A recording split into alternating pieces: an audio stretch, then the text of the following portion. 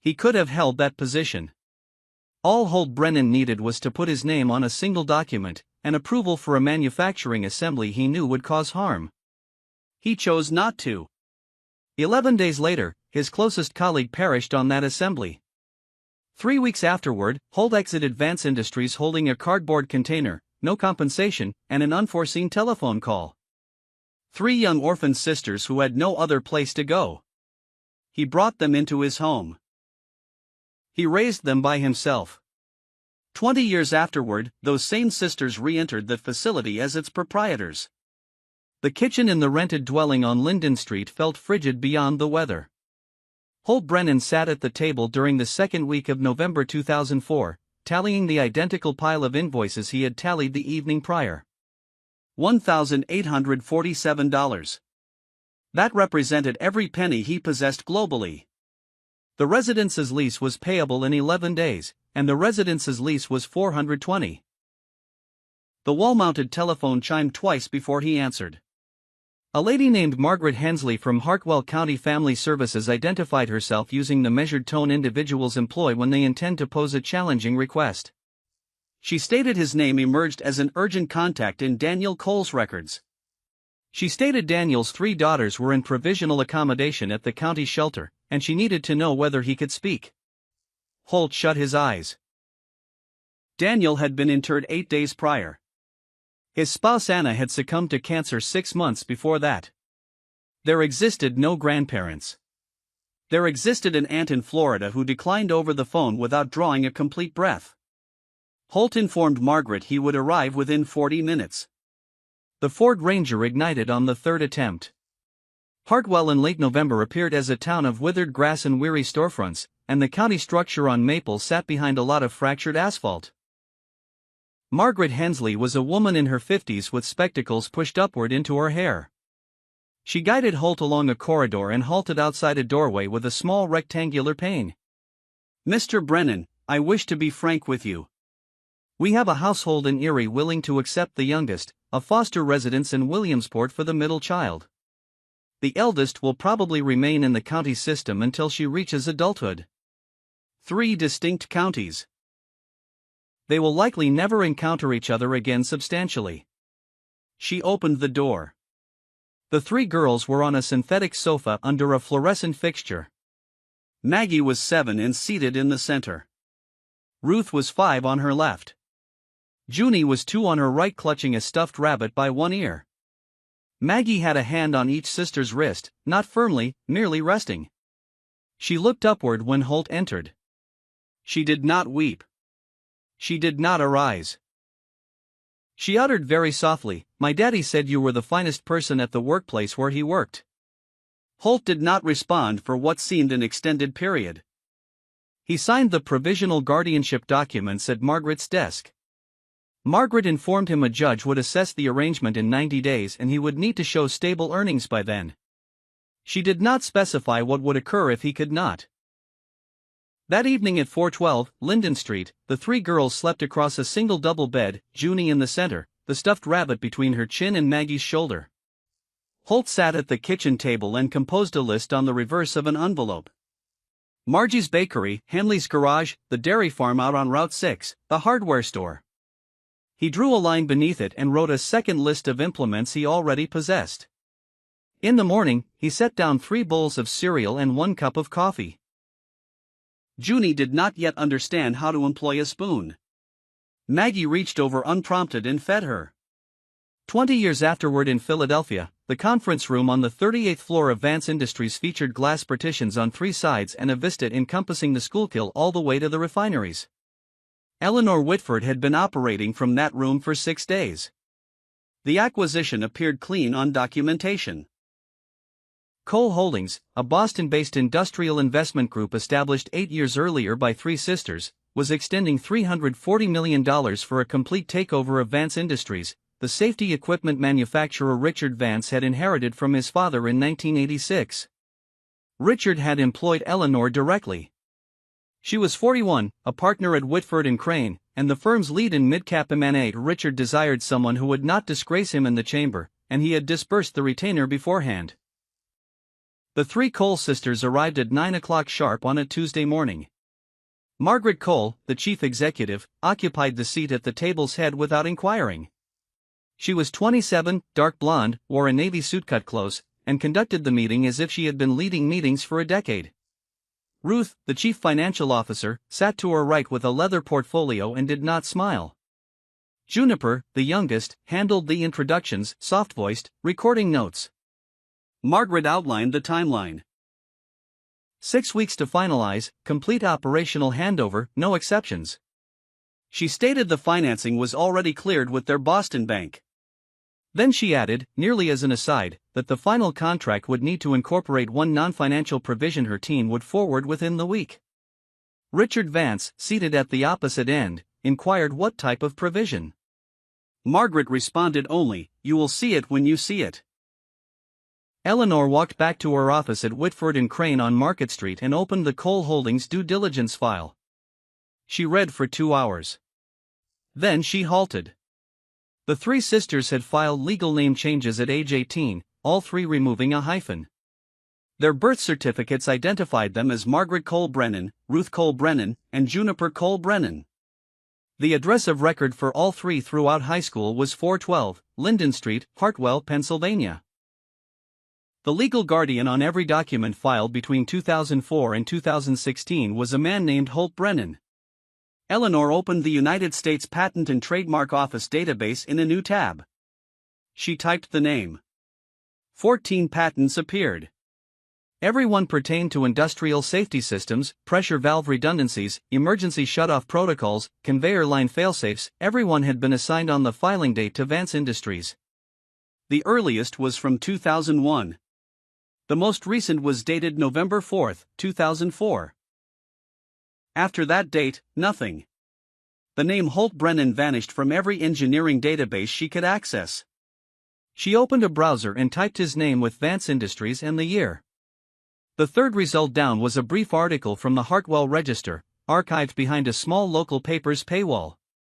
The headline read, "Local engineer released following production line incident." The article was 11 paragraphs long. It did not name Daniel Cole. Eleanor printed it. She read it twice. Then she sat immobile for what seemed a lengthy interval. She summoned her assistant and instructed her to cancel her dinner. She stated she would drive up to Hartwell in the morning. Her hand lingered on the keyboard. The cursor blinked in an empty search bar. Hartwell, Pennsylvania, on a Saturday morning in late October was a town of one primary street, 2 coffee shops, a white Methodist church with a steeple requiring paint, and a war memorial in a small grass triangle at Main and 2nd. Eleanor parked across from the church and retrieved the address on her phone. 412 Linden was a one-story wood house painted a faded slate blue with a covered porch, a rocking chair, and a clay pot of begonias turned yellow with the season. The garage door was open. From inside came the steady noise of a machine being serviced.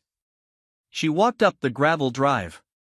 A man in a gray work shirt was bent over an air compressor mounted on a wheeled cart. He was tall, lean, and possessed the kind of forearms that came from 40 years of manual labor. His hair was brown-graying at the temples. He looked up at the sound of her boots on the gravel. She introduced herself. She gave the firm's name. She stated she was the counsel representing Vance Industries in the acquisition by Cole Holdings. Holt Brennan wiped his hands on a shop rag. He did not extend one to shake. He said, "I figured someone would come up here eventually." She asked if he knew his 3 daughters were preparing to purchase the company that had dismissed him. He said, slowly, "I know they're doing something big. I haven't asked the details. I've never wanted them living their lives because of mine." Eleanor surveyed the garage as he spoke. The tools were arranged on pegboards with laboratory precision.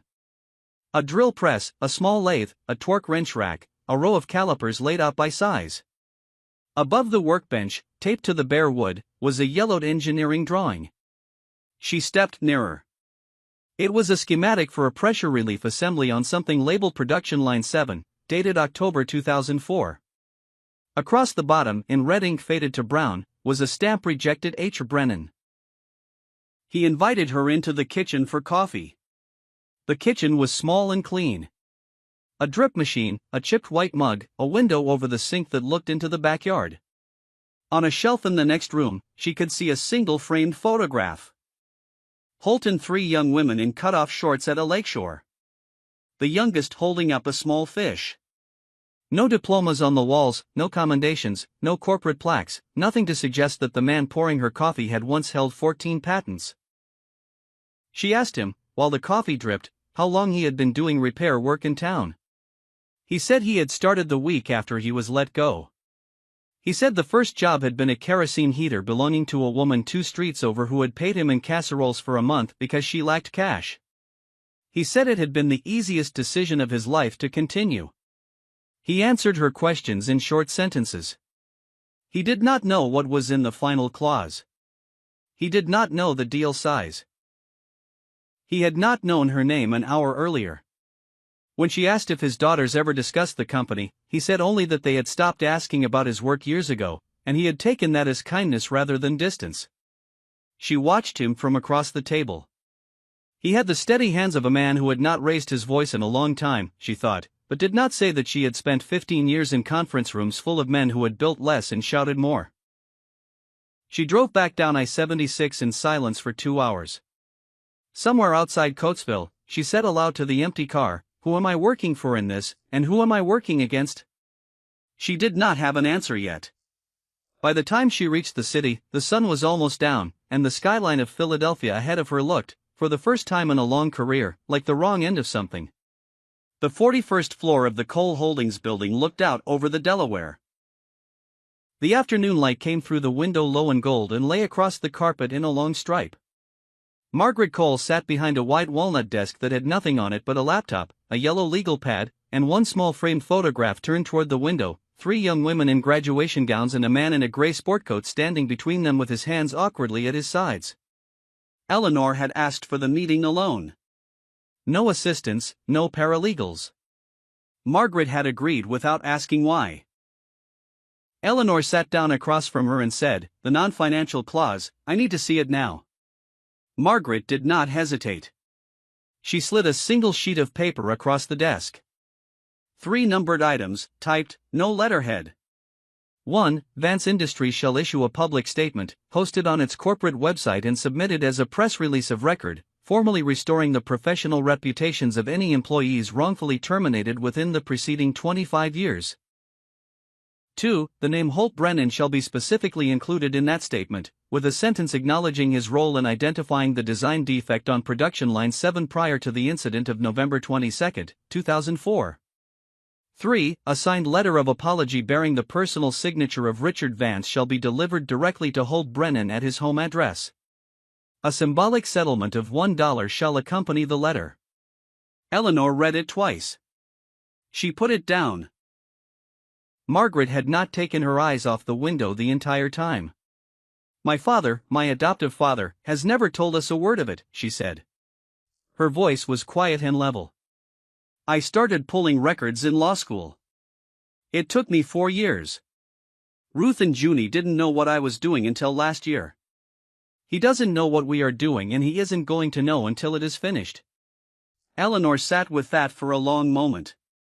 She was, at that exact second, the lead counsel for the other side. She was representing Richard Vance.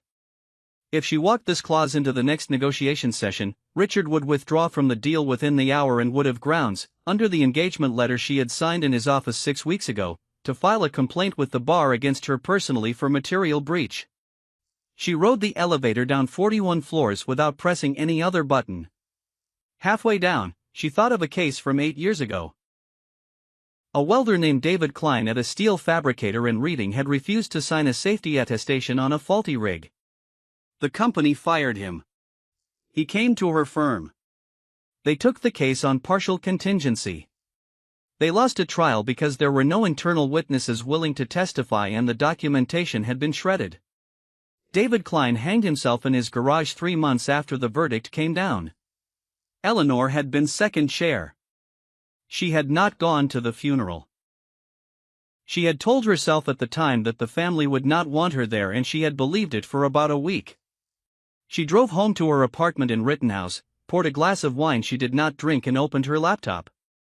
She started pulling public records on Vance Industries between 2003 and 2005. OSHA reports, civil court filings, archived issues of the Hartwell Register. She wrote a single sentence at the top of a new document on her desktop in 12-point type, and she did not name the document and she did not save it. I do not want to be on the wrong side of this one.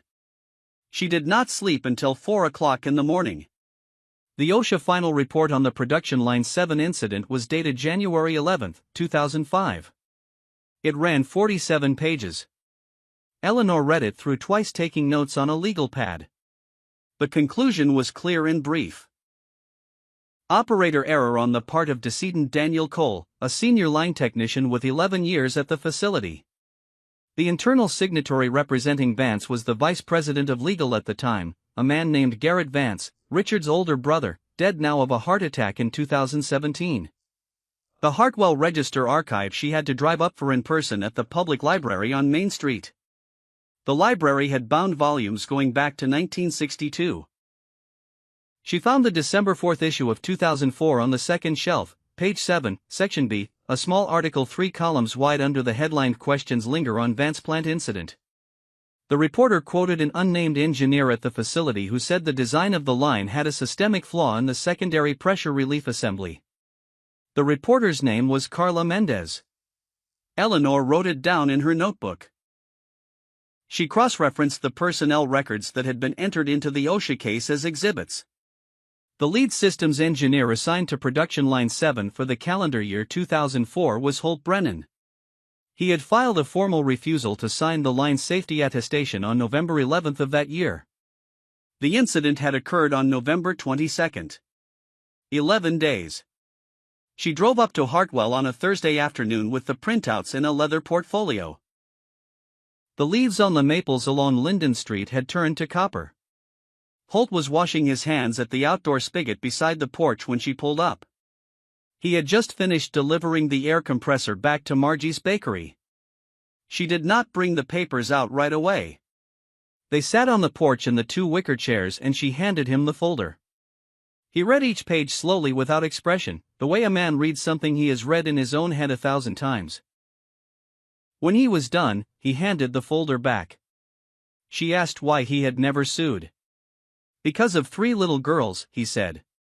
He looked out at the street, not at her. If I sued, I was going to spend the next 10 years in a courtroom. I couldn't afford a lawyer worth a damn. I chose to spend the next 10 years on them instead.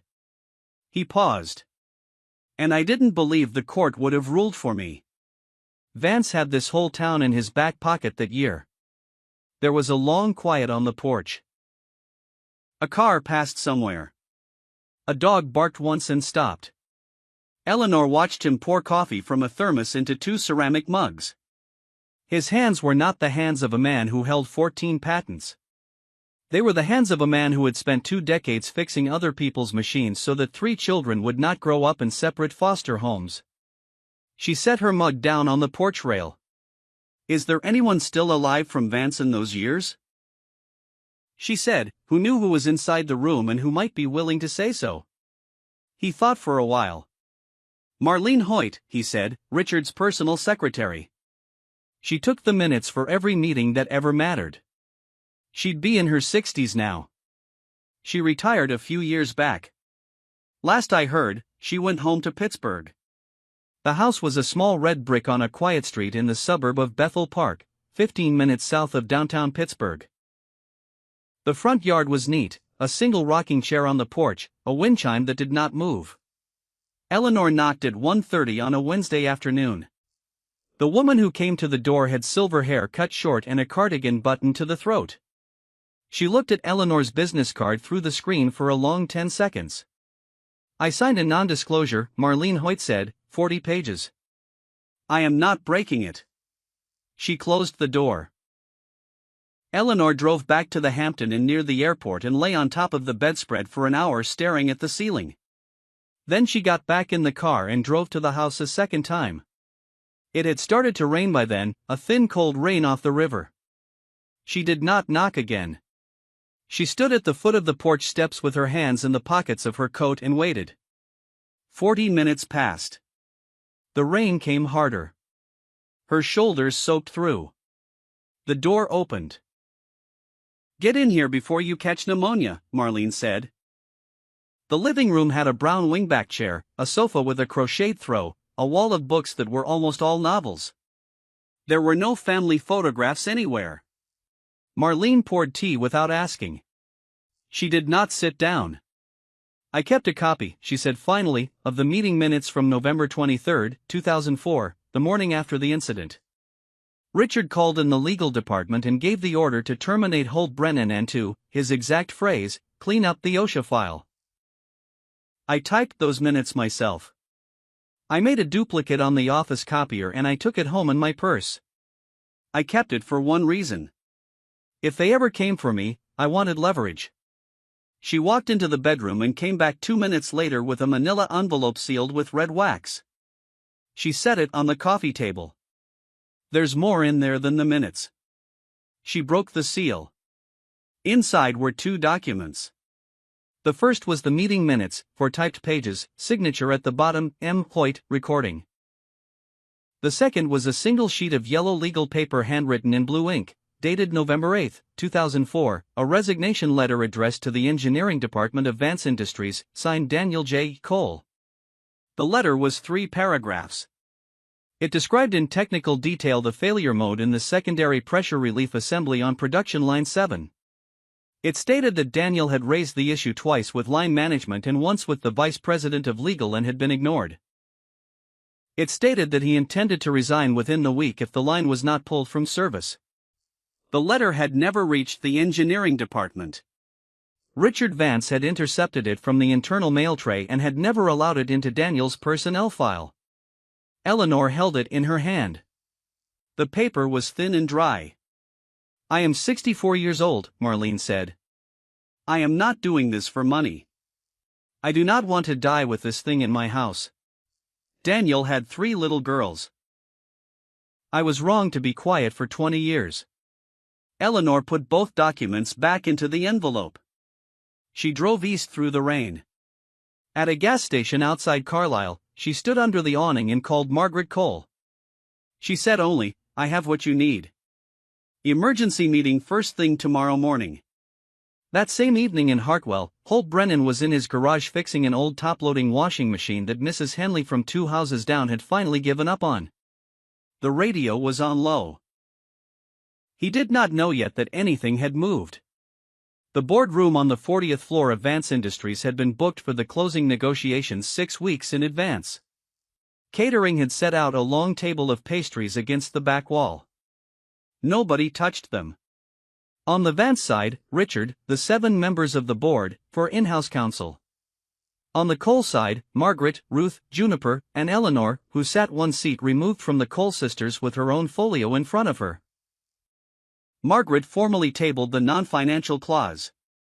The single sheet went around the table hand to hand. Richard read it, set it down, and laughed once. A dry, small sound. "This is business, Ms. Cole, not a morality court. You can withdraw this clause, or you can withdraw from the transaction.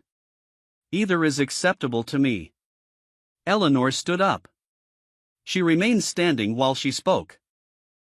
She stated for the record that she was formally withdrawing as counsel of record for Vance Industries effective immediately due to a material conflict of interest that had come to her attention in the course of due diligence. She placed Marlene's envelope on the center of the table. Richard's face changed. "This is a serious breach. Whitford and Crane will answer for it." The chair of the independent directors, a woman in her late 60s named Catherine Lowell, raised one hand and said, "Richard, be quiet." Catherine opened the envelope. She read the first page. She read the second. She passed the meeting minutes to the director on her left and the handwritten letter to the director on her right. The room was silent except for the rustle of paper. The 4 Vance attorneys looked at each other and did not speak. Margaret stood up. She read her father's name aloud, Daniel J. Cole. Then she read the resignation letter in full, paragraph by paragraph, in a voice that was even and unhurried and did not rise or fall. When she reached the final sentence, she set the letter down on the table and remained standing. Richard made one motion toward his lead counsel. Two of the independent directors stood up at the same time. The senior of them, a former federal judge named Howard Renz, called the session suspended pending an internal investigation under Article 9 of the corporate bylaws. The acquisition was put on hold, not because Cole had withdrawn, but because Vance no longer had the legal authority to sell pending the outcome of the inquiry. The four in-house attorneys looked at each other in silence and made no further objection. One of them, the most junior, very quietly slid his copy of the meeting agenda into his briefcase and zipped it shut. Catherine Lowell turned to Richard. "You are asked to leave this room." Richard did not move for a long moment.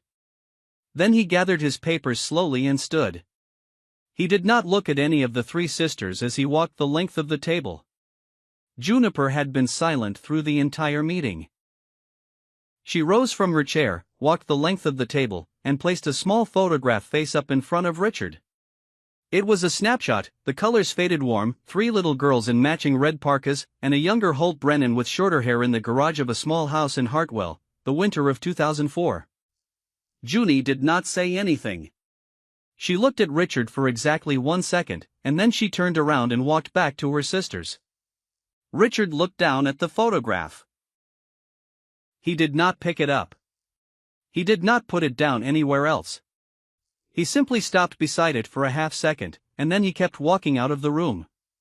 Eleanor stood at the end of the table with her hands still resting on the empty envelope. Margaret looked over and caught her eye. She gave the smallest possible nod. The Philadelphia Inquirer ran the story above the fold on Monday morning.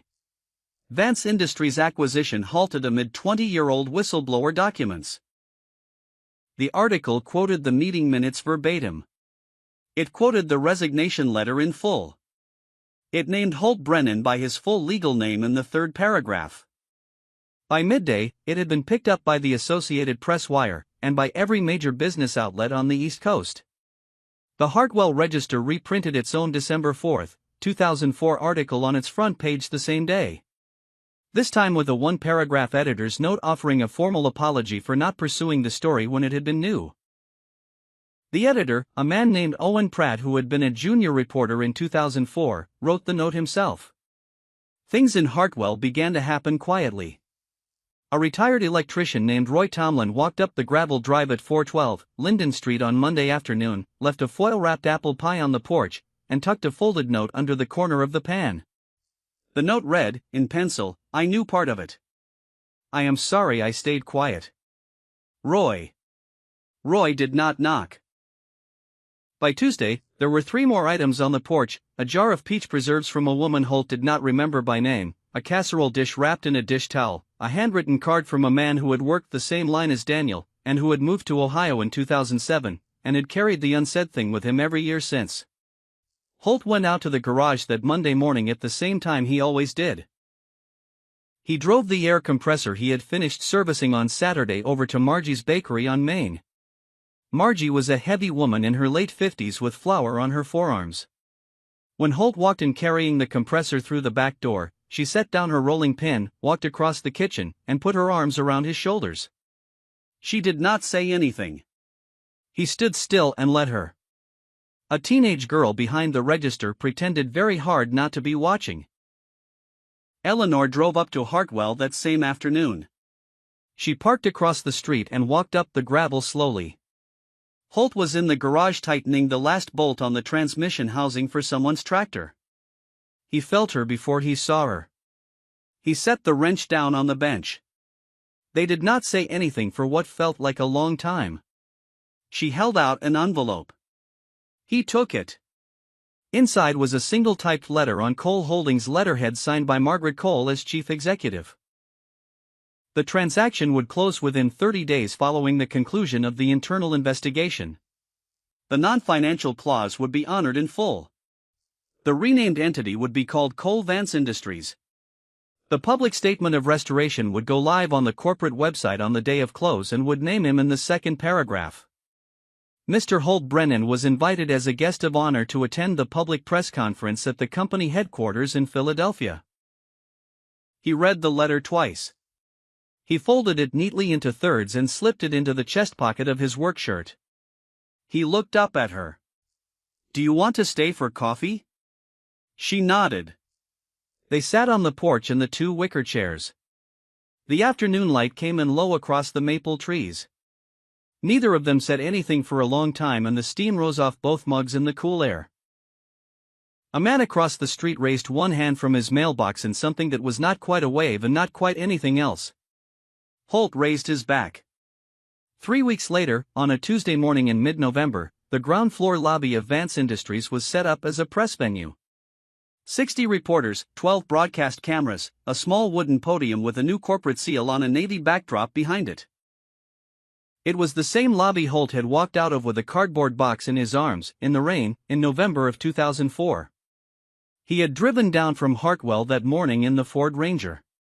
The truck was old now, the paint dull, but it still started on the first try. He had parked it on a side street 4 blocks away because he had not wanted to pull up at the front of the building in front of cameras. He walked the 4 blocks with his hands in his coat pockets, and he stopped once on the sidewalk across the street to look at the building from the outside before he went in. Catherine Lowell opened the conference. She read aloud the conclusions of the independent investigation. Richard Vance had submitted his resignation as chief executive and as chairman. The investigation file had been forwarded to the office of the Philadelphia County District Attorney. At the formal request of the United States Department of Labor, the OSHA case file from January of 2005 was being reopened for review. The reading took 9 minutes. The room was perfectly still. Margaret stepped up to the podium. Ruth stood at her right shoulder. Juniper stood at her left. Margaret read a short prepared statement. The acquisition was complete. The renamed company would be called Cole Vance Industries. Then, she set the paper down and looked out over the room. "I would like to invite the man," she said, "who made it possible for the 3 of us to have a life at all to come up here." Holt stood up from the front row. He was wearing a gray button-down shirt, no jacket, no tie. His hair had been combed once that morning. He walked to the podium without rushing. The room went quiet. Somewhere a camera shutter went off, and then another, and then they stopped. He had no speech in his hand. He stood at the microphone for a moment, and then he said slowly, "The day I brought 3 little girls home, I didn't know I was being a father. I just knew if I didn't take them, no one else was going to take all 3. Daniel Cole was my friend.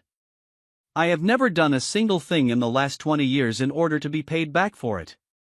But if today means that Daniel Cole's name gets said the right way, then I'll take that. For him, not for me." He stepped back from the microphone. The 3 women rose from the front row at the same time. They walked up the aisle slowly between the rows of seated reporters, and they put their arms around him in the middle of the lobby with every camera in the room running. Holt's hand came up and rested on Juniper's shoulder, and the camera that was closest caught the small shake in his fingers. Juniper was the only one of the 3 who was crying. Margaret had her eyes closed. Ruth had a hand flat against his back. At the back of the lobby, Eleanor Whitford stood against a marble column with her arms crossed in front of her. She was not in the photographs. She did not step forward. She watched. Hartwell in early November had the kind of light that came in low under a flat gray sky. Maple leaves had turned the color of beaten copper and lay all the way down the gravel drive at 412 Linden Street. The air was cold, but the rain had not come yet. Holt was on the porch when the black sedan pulled up. He had pried up the rotted last step that morning, cut a new piece of cedar to length on the sawhorses in the yard, and was driving the final nails in with the flat side of a framing hammer. The new wood was pale against the weathered gray of the others. Eleanor got out of the car. She was not wearing a suit, a gray wool sweater, jeans, low boots, 2 paper cups of coffee from Margie's bakery balanced in one hand. She walked up the drive without hurrying. She sat down on the new step. He had just finished it. She handed him one of the cups. They drank the coffee in silence for a while. A pickup truck went past at the end of the street. Somewhere a screen door closed. "I left Whitford in Crane last week," she said after some time. I rented a small office on Walnut Street. I'm taking labor cases, people who can't afford the big firms. He waited. I'd like to call it Brennan Legal Aid, she said, if that's all right with you. He looked at her for a moment, and then he nodded once. He did not say anything. His phone buzzed in his shirt pocket. He took it out. Maggie was calling on FaceTime three-way with her sisters. Maggie was in a car somewhere in downtown Chicago, in the back of a town car, looking out the window at a gray skyline. She was opening a branch office there next month. Ruth waved from a kitchen Eleanor did not recognize, and held up a set of house keys with a paper tag on them, and said she had just signed the paperwork on a place in Hartwell, 2 blocks from his. Juniper was driving north on I-95 with her phone propped on the dashboard, laughing, and said she was on her way for Sunday dinner, and was bringing a pie from Margie's. The call ended. Holt slipped the phone back into his shirt pocket. He had not said much during the call. He rarely did during those calls. He listened. He asked 1 or 2 practical questions, and he made sure each of the 3 of them was eating. That had been the shape of every Sunday for the past 15 years, and it had never once needed to be different. The porch was quiet again. There was only the sound of the wind moving the dry maple leaves at the edge of the lawn, and somewhere a long way off, the steady small sound of a dog barking and then stopping. Holt did not look at her when he spoke. 20 years ago, he said, I walked out of that building with a cardboard box. I never thought there would come a day when somebody would sit out here with me on an afternoon like this one. Eleanor did not answer. She tilted her head and looked down the long line of the yellow maples at the end of the street. Her hand rested on the new wood of the step. His hand was on the same step, about a hand's width away from hers. Neither of them moved their hand. The coffee in both cups had gone almost cold. Neither of them had said the word. Neither of them needed to.